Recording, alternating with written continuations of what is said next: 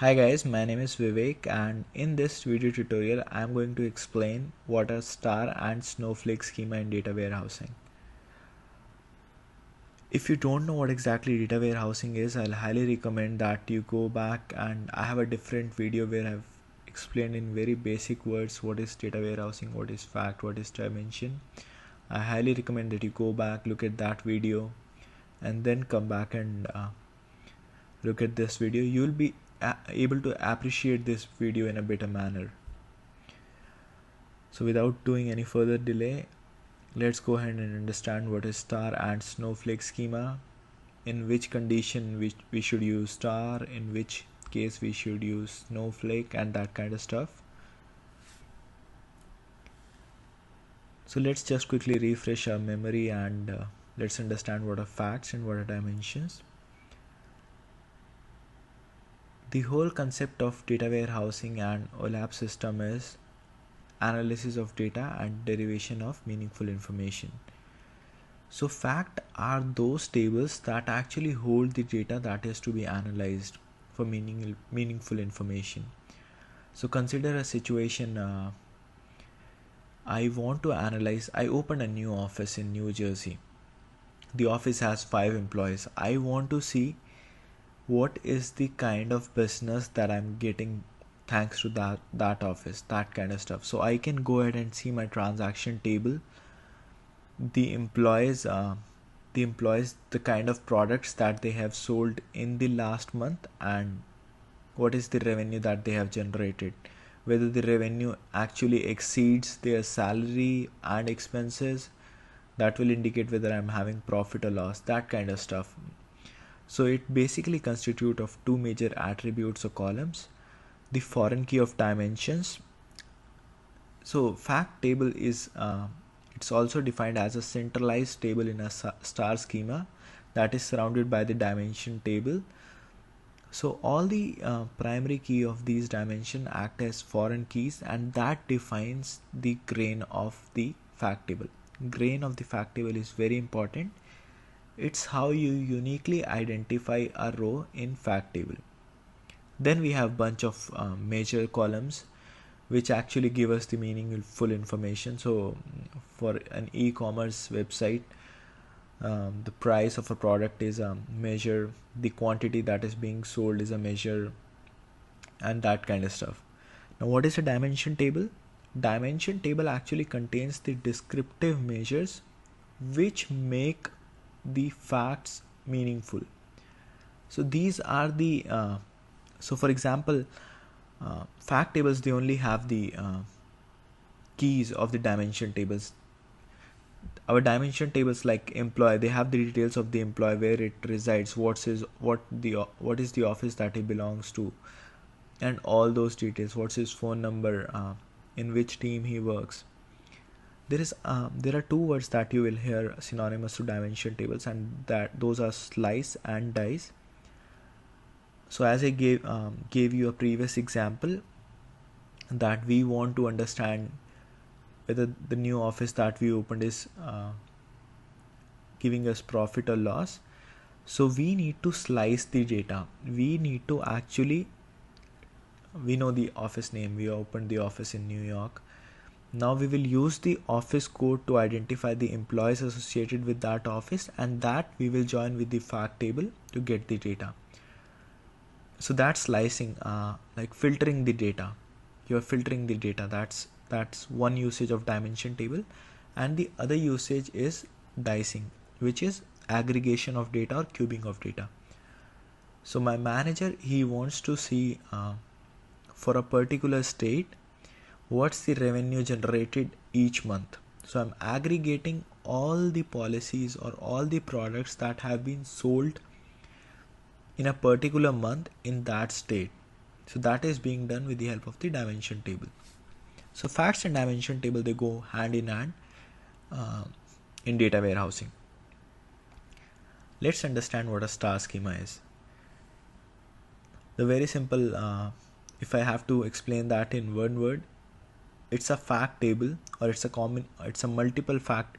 Let's take the example of a single fact table. It's a fact table that's surrounded by dimension tables. The dimensions are in denormalized form. That means we will have a lot of data redundancy, and this can actually sometimes cause data integrity and storage issues as well. So as we have done in our other videos, we are going to understand this with the help of a real scenario. So recently certain e-commerce websites popped up in India, and they said that we will deliver your essential stuff within 2 hours of your order, which is pretty cool, right? But how this will be managed in the backend, that is what we are going to see now. So this is how your star schema is going to look like. You have 4 dimension tables: customers, employee, there is a time dimension, and then there is a product vendor table. So these are the 4 dimensions, and as I told you, the fact table, it actually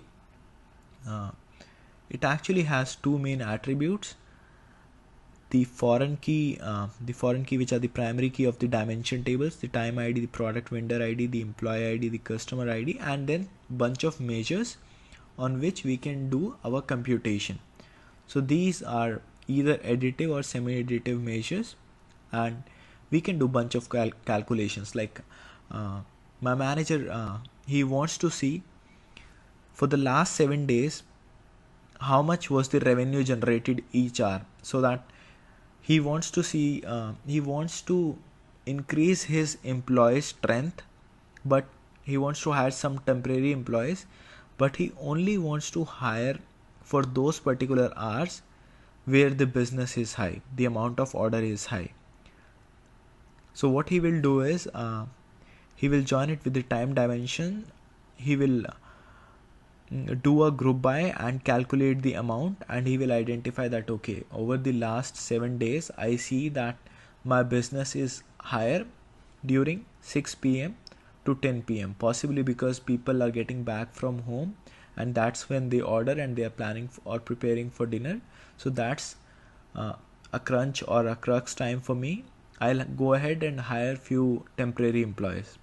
So these kind of information can be extracted with the help of these. The essential things to remember in star schema is that the fact table or transaction table, it's surrounded by dimension table. It contains the primary key of all the dimension tables. Our dimension tables are descriptive. Like the customer, it contains the customer ID, the name, address, phone number, email, Siri, that kind of stuff. The time dimension, it will have a single record for every hour.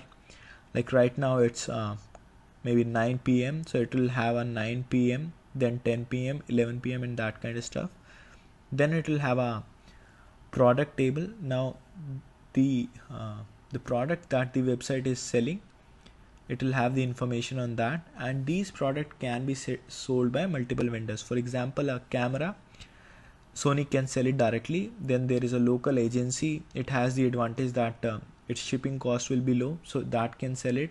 Then there is a huge warehouse that is selling that camera. So there can be multiple vendors selling the same product. So we will have certain redundancy of data here, and the key will be product ID and the vendor ID. Let's go ahead and see how our data will look like. So this is our product and vendor table. Here the product ID is 1. The LED TV with model number 234 is sold by vendor 1, 2 and 3. These are the vendor names. Obviously they are dummy names. They lived at different streets. Their phone number is this. So a particular product, be it LED TV or camera, it can be sold by multiple vendors. Now the challenge here is, if you see, we are repeating the information of this vendor.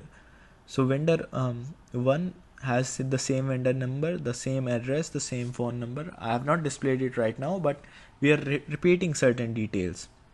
So that indicates that this dimension table is not normalized, it's denormalized.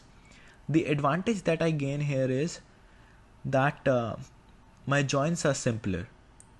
If I have to get some information pertaining to a vendor ABC, I can directly join it with my transaction table and get the data.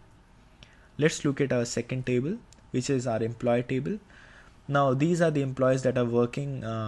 Vivek, Richa, Roger, they have certain information, the address that they live in, the phone number, the email, the salary, the office that they belong to. Then we have our customer table. So we have a bunch of customers. We have their address, we have their phone number, the email, the city. Now here the challenge you see is all these details are repeated again and again. The city, the state, the zip code, and USA. Now consider my website is going very popular. My business is expanding. I have 2 million people who are buying products from Houston, 2 million people from Dallas. 2 million will be a little high. Maybe like say 50,000 people from each of these cities are buying my product. So I'm repeating their details in my customer table. So my table is denormalized, but at the same time my join is easy. So the thing in star schema is that your tables are denormalized. What we have learned by now, the tables are denormalized, the joins are easy, we have redundancy, because of which we are having a data storage issue, and sometimes we can have data integrity issue as well when we try to update certain data, because let's say by mistake I placed or the zip code of Houston was incorrect. Now I'll have to go ahead and modify that zip code in 2 million rows. So that can lead to certain issues. This is our time dimensions. So maybe the denormalized concept you can understand with this clearly. For every hour in a day we are getting a row. So for each days we will have 24 rows with unique ID. So the hour is 7, the date is this, and then the day is Wednesday today. The date is 27, the month is September, the code is Q3, and the year is 2017. So we are repeating this information a lot of time. Like these two columns, date and day, they are repeated 24 times. Same with this column. This is repeated even more. So there is a lot of redundancy. But again, if I have to see the sales, I don't have to join with the third table for the year 2017. I can just directly join this table with my transaction table based on the date, and I can retrieve my data. So if we quickly recap what we have learned for star schema is, the fact table is surrounded by a bunch of dimension tables. It has foreign keys of all the dimension tables with a bunch of measures. The dimension tables are denormalized, because of which they are redundant. They carry redundant data like here, and as we discussed in the example of our customer table, if we make a mistake, this can lead to data integrity issues, or something has changed.